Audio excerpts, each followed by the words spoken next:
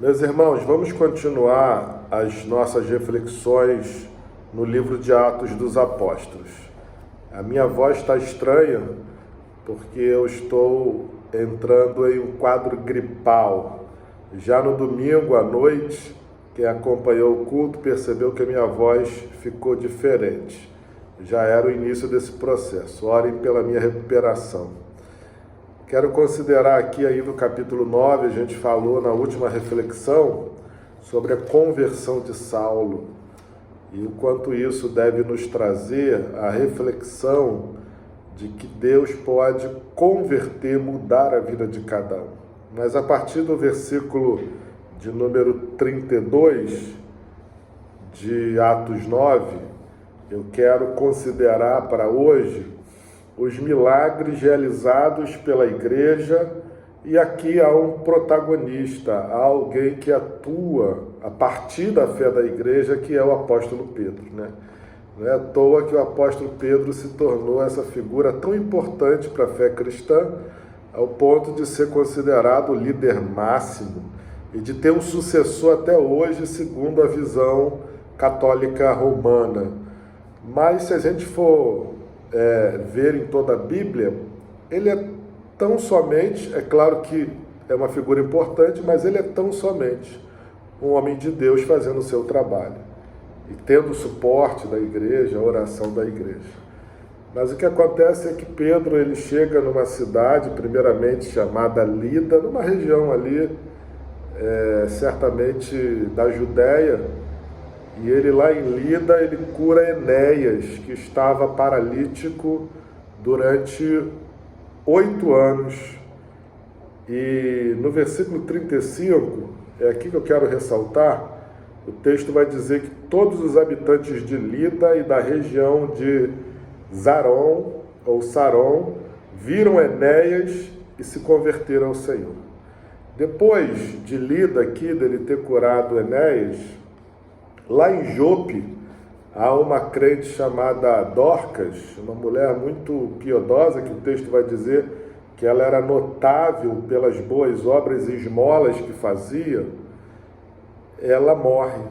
E os discípulos, sabendo, daquela região de Jope, sabendo que Pedro estava em Lida e era próximo, eles vão lá chamá-lo para que pudesse orar por Dorcas. E Pedro vem, ora, ela ressuscita. A isso, o verso 42, Atos 9, 42, o texto vai dizer: isto se tornou conhecido em toda a cidade de Jope, e muitos creram no Senhor.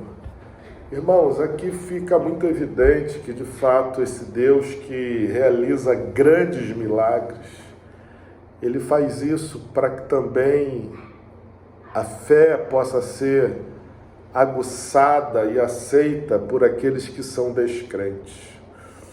Nós, como batistas, a gente muitas vezes tende a rejeitar esses milagres extraordinários de Deus. Mas nessa oportunidade, nesse dia, nessa manhã, nesse dia, você que vai ouvir essa palavra à tarde, a palavra de Deus nos diz que Deus usa de vários artifícios para alcançar os perdidos, para realizar a sua obra. É verdade que muitos usam esse tipo de passagem para querer produzir artificialmente milagres. Errado, charlatanismo. Mas isso não nos deve afastar da verdade de que nós somos um povo no meio do qual os milagres são possibilidades, curas, enfim, sinais e maravilhas. E isso Deus faz, eu creio, para abençoar. Deus aqui deu essa autoridade a Pedro para abençoar Enéas, para abençoar Dorcas e aqueles que amavam essas pessoas, e também para tornar o seu nome conhecido. Claro que para que isso ocorra, é necessário fé da parte da igreja, é necessário busca e oração. E é por isso que eu deixo essa palavra para você.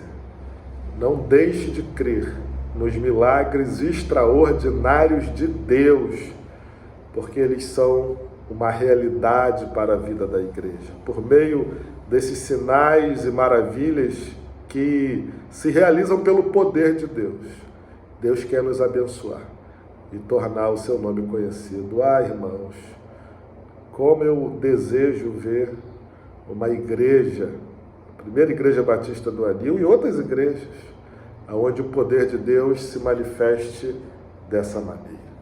Isso depende de nós, da nossa busca, do quanto levamos a sério o nome do Senhor. Que essa reflexão possa te abençoar nesse dia e nessa semana. Eu profetizo um dia abençoado sobre você e toda a sua casa, em nome de Jesus. Amém e amém.